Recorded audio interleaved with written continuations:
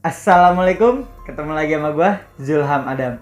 Jadi kali ini gue akan menceritakan kisah mistis pendakian Gunung Gede via Ciputeri. Buat kalian yang penasaran, tonton video ini sampai habis.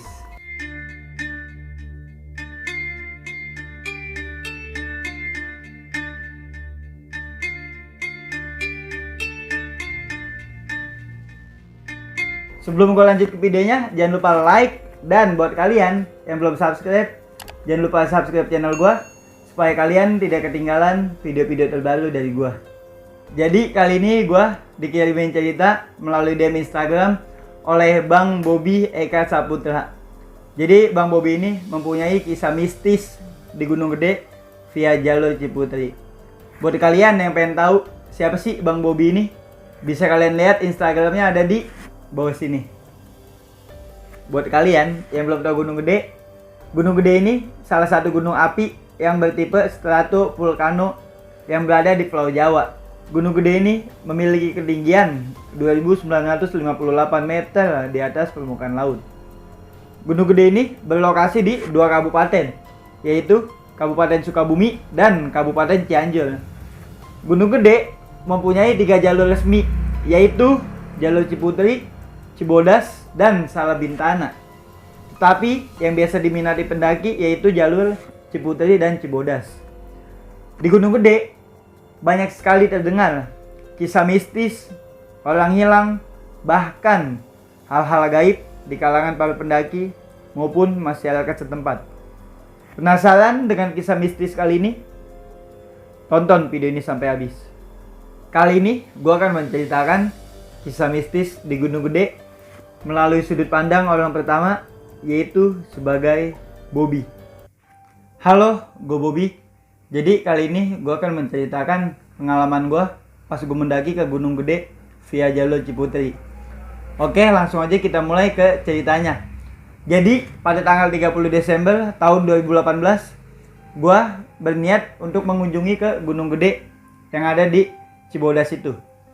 Gue bersama 3 rekan gue, yaitu 1 pasangan gue dan 2 ini kawan gue.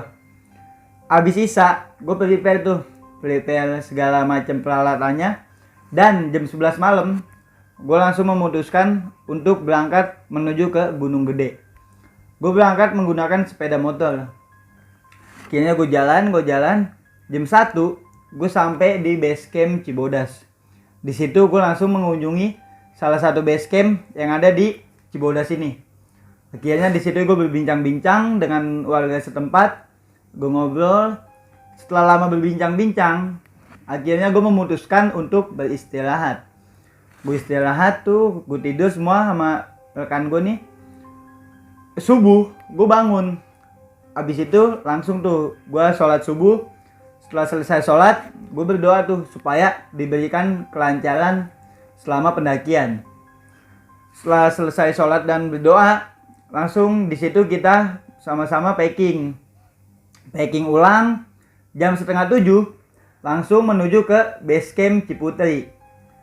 Akhirnya sampai base camp Ciputeri, langsung tuh kita packing dikit lagi, ngurusin maksi segala macem, dan jam 7 langsung memulai pendakian.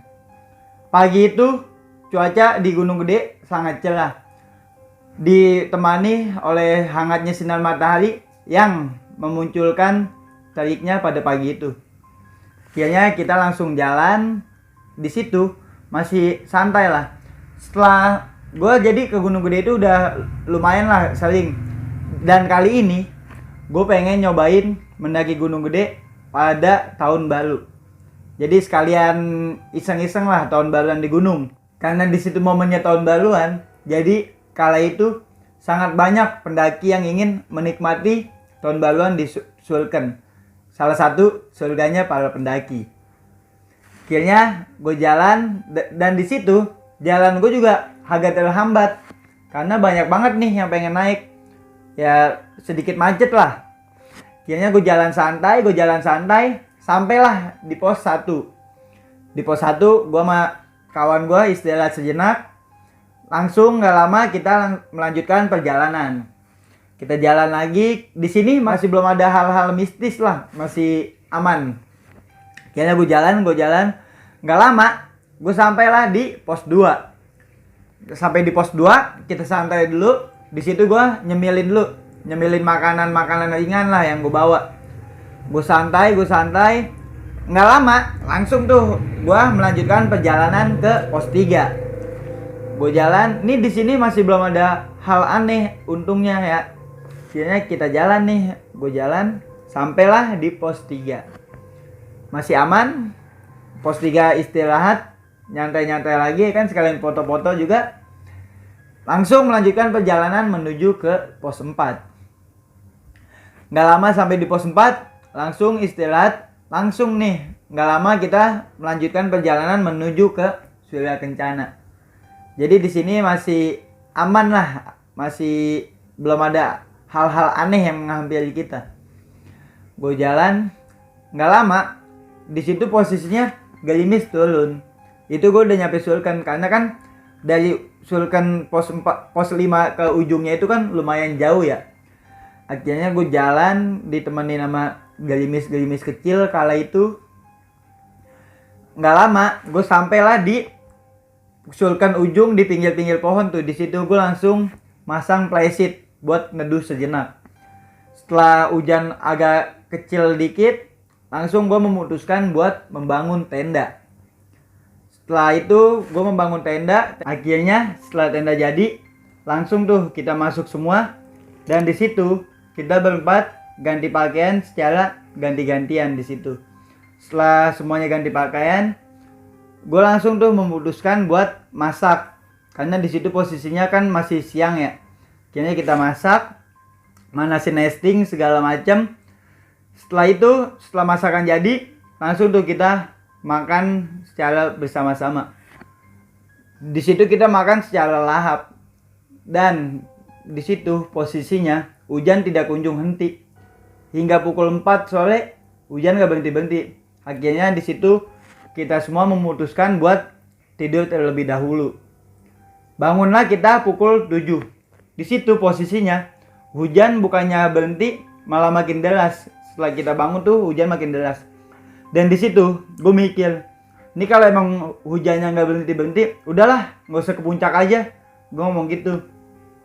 Dan ternyata benar, itu hujan nggak berhenti. Sampai tengah malam pun nggak berhenti. Akhirnya jam 12 malam di situ terdengarlah suara pendaki yang menyambut tahun baru 2019 di tendanya masing-masing. Itu sedikit menghilangkan kejenuhan kami lah, yang dari sore di tenda terus karena hujan tak kunjung henti. Akhirnya kita ngerayain tahun baru itu di tenda masing-masing. Setelah itu, akhir suasana, hujan membawa kami ke dalam mimpi. Bangunlah kami semua pukul 7. Di situ cuaca udah cerah banget dan udah nggak hujan di situ tuh posisinya. Akhirnya karena kami memutuskan udah fix nggak ke puncak, udahlah pagi itu kami berbincang-bincang dengan tenda sebelah. Kita ngobrol-ngobrol, berbagi pengalaman, bercerita-cerita lah, kita ngopi santai. Di situ gua nggak ngeliat waktu, tiba-tiba udah pukul 11 pagi saja, 11 siang. Akhirnya di situ kelihatan juga ranger udah nyuruh para pendaki buat turun. Karena posisinya Taman Nasional Gunung Gede Pangrango akan ditutup untuk pemulihan ekosistem gunung ini. Akhirnya di situ gua langsung tuh masak. Setelah selesai masak, gua langsung makan. Nggak lama kita packing. Di situ posisi udah jam 1 dan cuaca udah mulai gelap. Udah ada gerimis rintik-rintik juga lah di situ posisinya. Akhirnya gue dan kawan gue memutuskan buat packing segala macam. Kita rapin tenda, turun tuh langsung. Pas suasana gue turun itu udah gelap dan gerimis. Posisinya padahal siang-siang. Gue jalan keluar dari Sulkan. Jadi posisinya tuh gue paling depan. Di belakang gue ini pasangan gue. Dan di belakangnya lagi tuh 2 kawan gue. Akhirnya kita jalan. Di situ gue jalan agak hati-hati juga. Karena posisinya emang licin banget. Dan di situ pasanganku tuh ngintilin gue terus. Kalau gue misalnya salah jalan, otomatis ini belakang bisa salah semua nih, bisa kepleset juga kalau misalnya gue kepleset. Akhirnya gue jalan, dan di situ pas gue udah masuk ke pos 4 itu, posisinya pasangan gue tuh udah aneh banget di sini. Jadi dia diem mulu lah. Gue istirahat bentar aja nih, dia ngomong ke gue, "Bi, jalan Bi." Padahal posisinya emang lagi capek. Akhirnya di situ gue bilang tuh ke pasangan gue, "Kenapa sih, Fa? Sabar dulu apa?" Karena di situ posisinya pasangan gue tuh benar-benar nggak bisa istirahat bentar, dia nyuruh jalan mulu. Padahal gue di situ pengen istirahat sejenak buat menghilangkan dahaga lah. Akhirnya nggak lama, karena di situ posisi pasangan gue udah nyuruh cepet-cepet aja, gue melanjutkan perjalanan turun di situ. Akhirnya gue turun, nggak lama gue sampai di pos 3. Tuh di situ posisi masih gerimis. Gue tetap fokus aja tuh ngeliatin jalan, karena emang makin licin jalanan tuh, kan posisinya dia kayak tanah gitu, kena air tuh jadi licin. Gue tetap fokus memilih jalan yang bagus ya kan. Entah kenapa dari tadi itu, dari awal turun ini nih, pasangan gue tuh memilih buat diem terus. Dia jadi udah diem terus nyuruh cepet-cepet mulu. Kan rada aneh juga nih di sini nih, rada aneh. Akhirnya gue jalan nyampe pos 1, gue istirahat dulu di pos 1. Dan di situ posisinya kan gue udah pendaki yang paling terakhir turun lah. Gue berempat ini udah paling terakhir turun. Gue ngeliat ke arah atas kan, gue jadi ngeliat ke arah atas itu, gue lihat tuh ada pendaki. Pikiran gue di situ, oh mungkin ini pendaki yang ketinggalan kali sama temennya. Pikir gue begitu.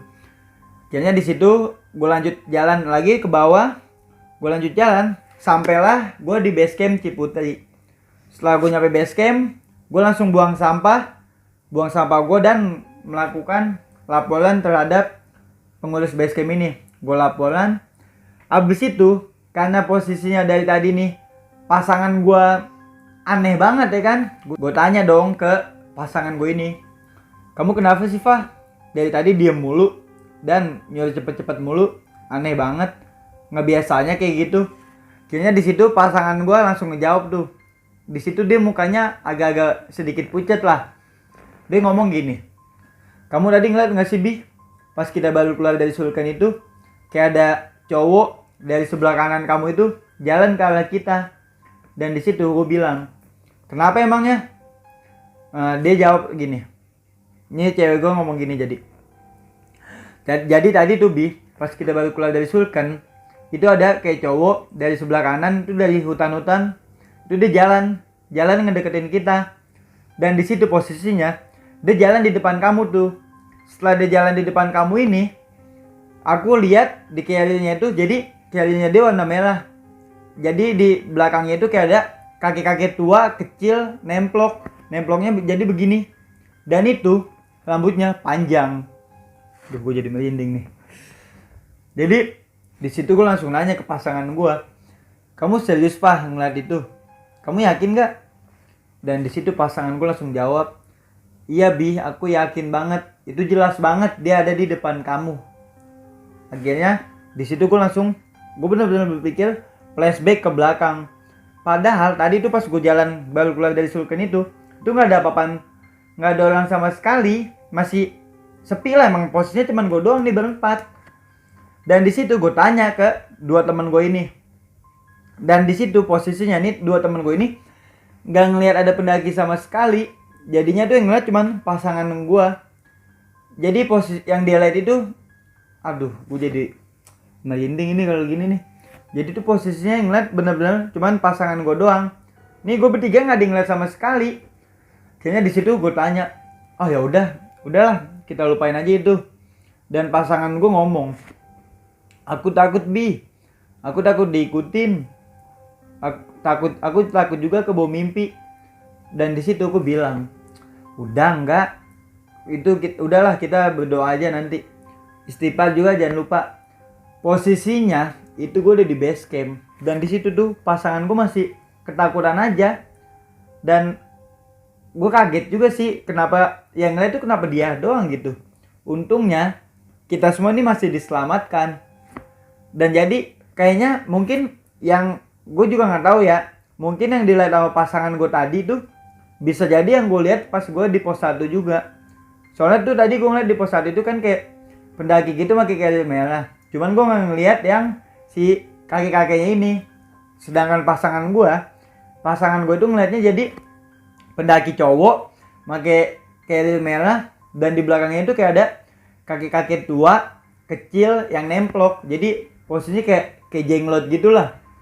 Akhirnya di situ gue bertiga ini sama teman gue ngeyakinin pasangan gue supaya buat ngelupain hal inilah, nggak usah terlalu dipikirin banget.